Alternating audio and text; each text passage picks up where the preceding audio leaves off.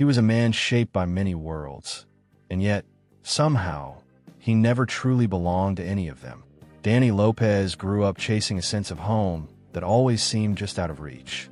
Born of Native American, Mexican, and European blood, his story began in places most people only hear about. Moving from one foster home to another, until life finally led him off the Uinta and Ouray Indian Reservation. It wasn't an easy path. Every new home meant new faces, new rules, and the quiet reminder that he was still searching for where he fit in. But California changed something in him.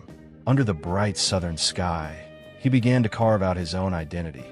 Not as the lost boy shuffled from house to house, but as a man who would fight for everything he wanted. Danny spoke proudly of where he came from. His father was a Mission Indian from Northern California. His maternal grandmother was mostly Ute, his grandfather part Irish. That mix of heritage, that blend of fire and endurance, lived in him every time he stepped into the ring. And he wasn't alone. His brother, Ernie Lopez, had already made a name for himself as a tough welterweight contender. The Lopez boys fought with heart, but they also fought with history behind them, generations of resilience flowing through their veins. Outside the ring, Danny found what he'd spent his childhood searching for, a family of his own.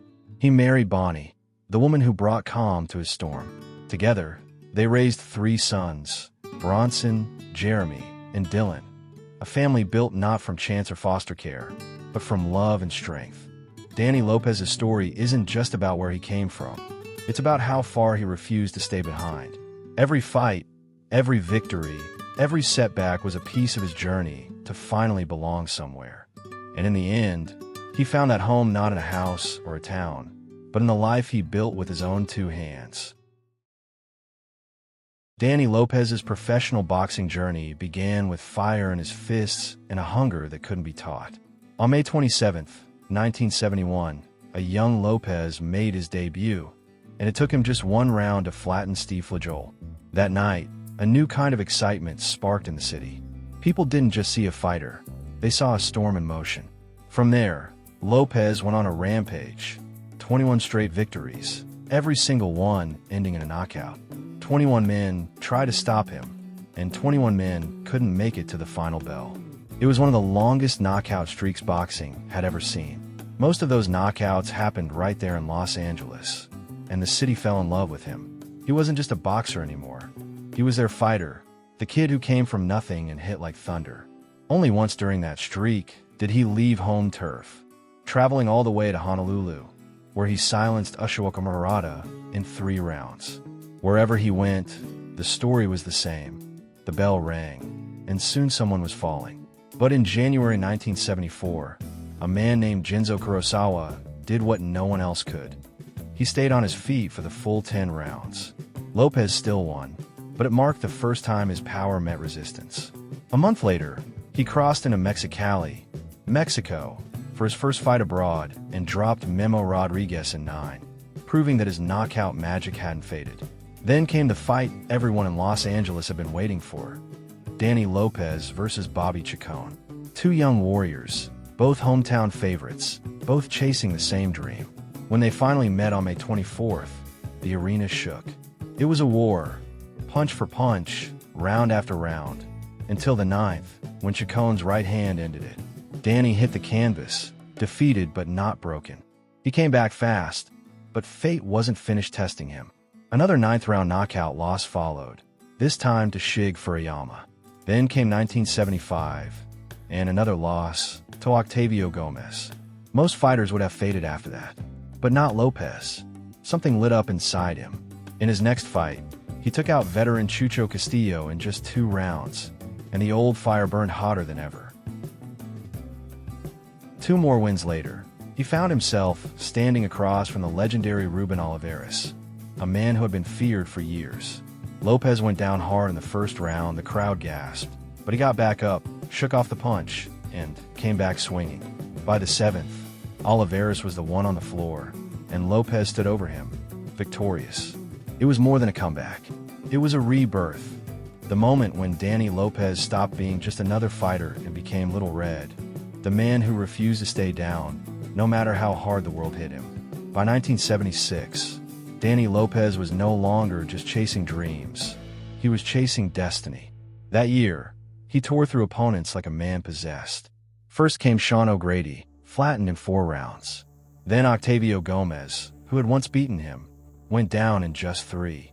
And when he stopped Arhafi in 7, the message was clear. Danny Little Red Lopez was done being the hunter.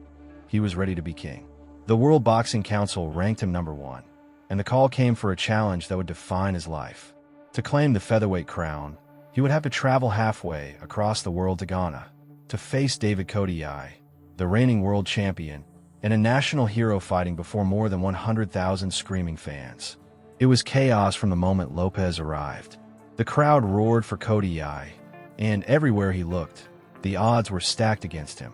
But that never mattered to Danny. He had fought his whole life with the world against him. This was nothing new. For 15 long rounds, the two men battled. Lopez took Kodiai's best shots and sent back his own, round after round, until the final bell. When the scorecards were read, silence fell for a moment, then shock. The kid from California, the foster child from Utah, had done it. Danny Lopez was the new world featherweight champion. Yet, in a strange twist, he couldn't even share the news. Ghana's communication systems were down, and his family back home had no idea he had just reached the top of the boxing world. A full week later, when he stepped off the plane, they saw the belt glimmering over his shoulder. That's how they found out their boy was world champion. Lopez didn't slow down. In 1977, he defended his crown with the same fury that earned it, taking out Jose Torres in 7 rounds and winning 3 fights that year. Then came 1978, a year that would make his name echo even louder. On February 15th, under the same lights where Leon Spinks shocked the world by defeating Muhammad Ali, Lopez faced Kodiai once again. This time, there was no need for judges. In round 6, Lopez landed a thunderous punch that sent Kodiai crashing to the canvas. Little Red had proven it beyond all doubt. The title was his, and he was no fluke. He went on to stop Jose de Paula in 6, then stepped into the ring again as Ali reclaimed his title from Spinks. On that same night, Lopez was knocked down early by Juan Malvarez, but he rose, furious, and ended it in round 2 with a knockout that sent the crowd into a frenzy. Later that year, in Italy, he faced Fel Clementi. It was a rough, messy fight, filled with clinches and fouls, but when Clementi was disqualified in the 4th, Lopez walked away, still the world champion. By now, Little Red wasn't just a fighter, he was a force. He'd fought across continents, silenced doubters, and carried his belt with the quiet pride of a man who had built his empire with his bare hands. By the end of 1978, Danny Little Red Lopez had the world at his feet. Fans were already dreaming of a mega showdown between him and Puerto Rico's feared champion, Wilfredo Gomez. The kind of fight that could have lit up the boxing world. But for reasons lost in the shuffle of promoters and timing, it never happened. Still, Lopez's star kept shining. On March 10th, 1979, he returned home to Utah for something deeply personal. His first ever professional fight in his home state, and his first title defense there. The crowd in Salt Lake City roared as the hometown hero stepped into the ring. Across from him stood Spain's Roberto Castañón, but the fight didn't last long. In just 2 rounds, Lopez unleashed his power and flattened him. It wasn't just another win. It was a homecoming, and the night belonged to him. Then came June 17th, 1979, the night that would become legend. In San Antonio, Lopez faced Mike Ayala in a brutal, breathtaking war that went the full distance. The two men traded punishment from the opening bell to the 15th round, each refusing to fall. Finally, in the dying moments of that last round, Lopez found his mark. One final knockout punch that ended the fight and sent the crowd into chaos. It was named the Ring Magazine's Fight of the Year for 1979, a perfect reflection of what Danny Lopez was all about. Heart, power, and the will to finish strong. He wasn't done yet. Before the year was over, Lopez defended his title one more time, taking out Jose Caba in just 3 rounds. Another knockout to add to the highlight reel. But even kings have their reckoning. On February 2nd, 1980, inside the Arizona Veterans Memorial Coliseum, Lopez met a rising Mexican star named Salvador Sanchez, a young fighter with icy focus and devastating precision. That night, the torch passed. Sanchez dominated from the start, and in the 13th round, Lopez's incredible reign came to an end. They met again a few months later, on June 21st, in Las Vegas.